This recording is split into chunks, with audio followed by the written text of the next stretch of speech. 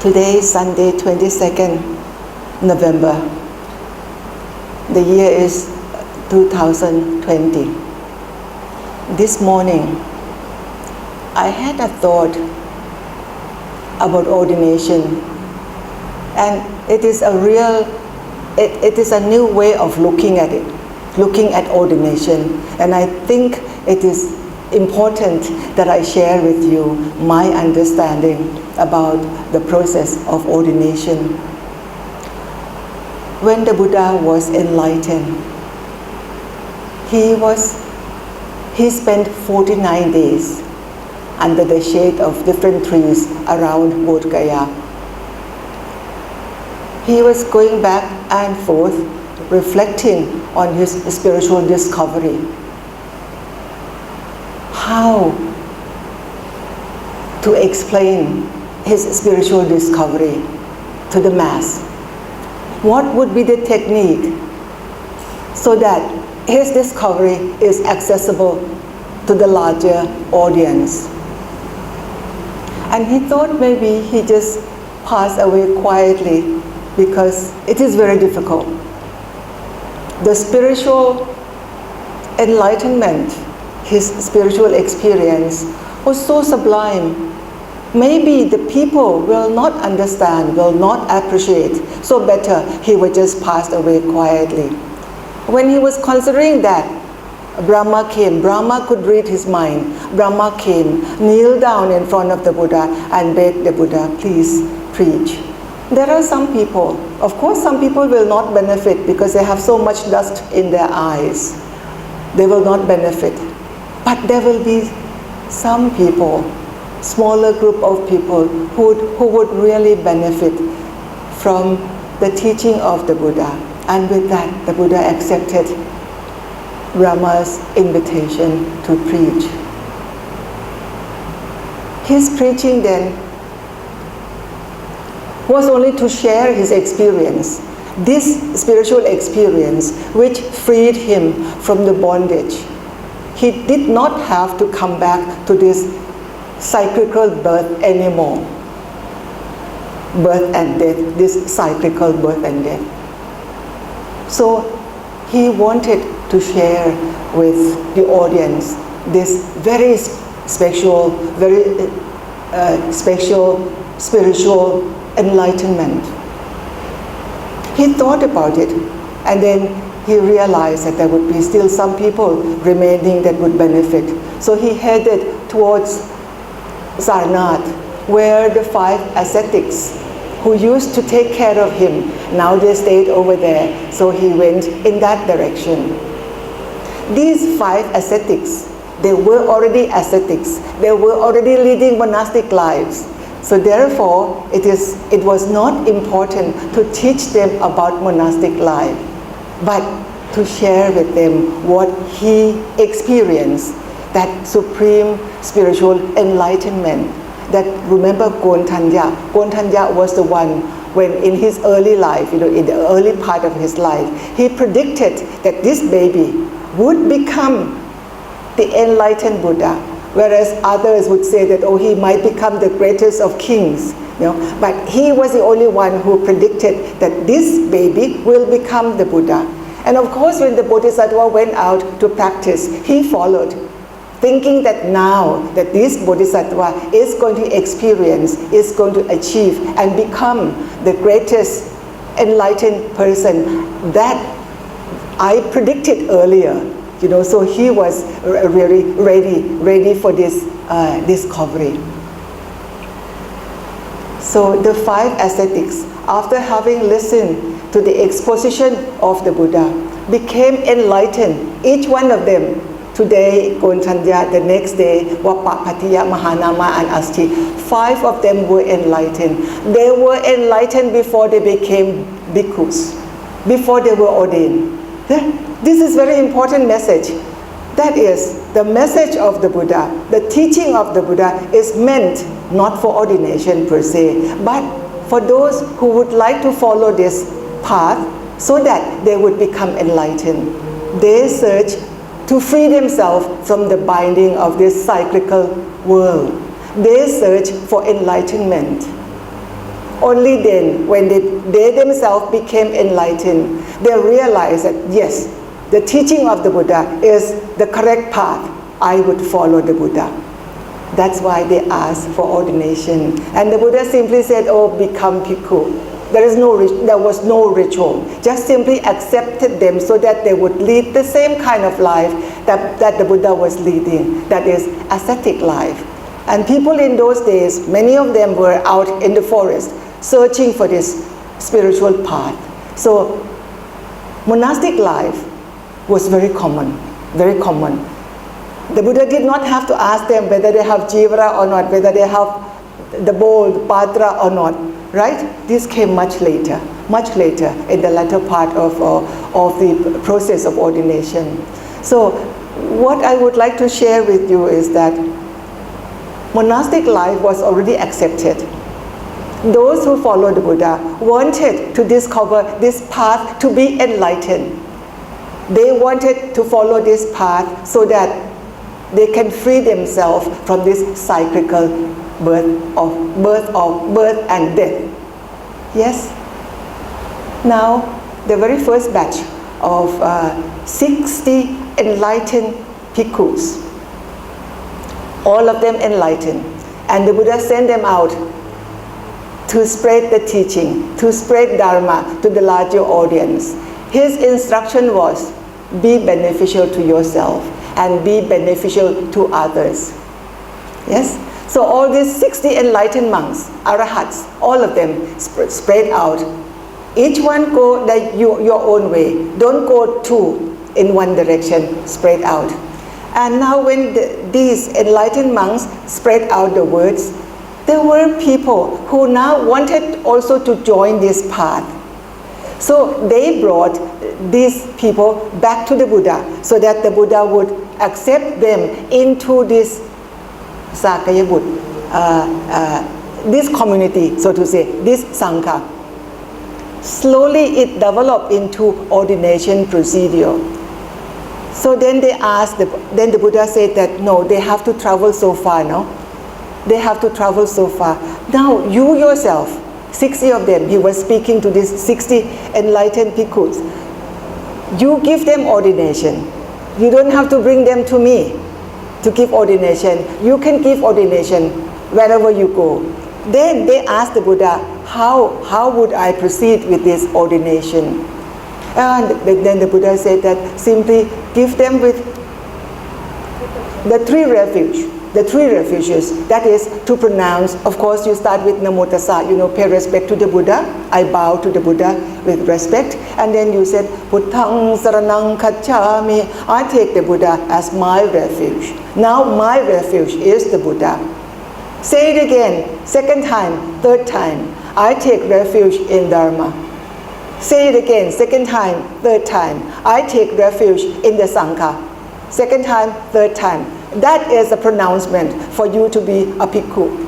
That is the second version of the ordination. The first version of ordination was very simple. Just the Buddha himself would accept them into his Sangha, which is called Ehi Bhikkhu Upasampada. The ordination by just simply utter the word be bhikkhu. Already they become bhikkhu. So in the beginning, the Buddha was teaching to those people who were seeking for enlightenment, not seeking ordination. Ordination was only mean to an end. Yes? So the shift now is the ordination. The shift is now focusing on the means and forget the ends. Very important to understand this.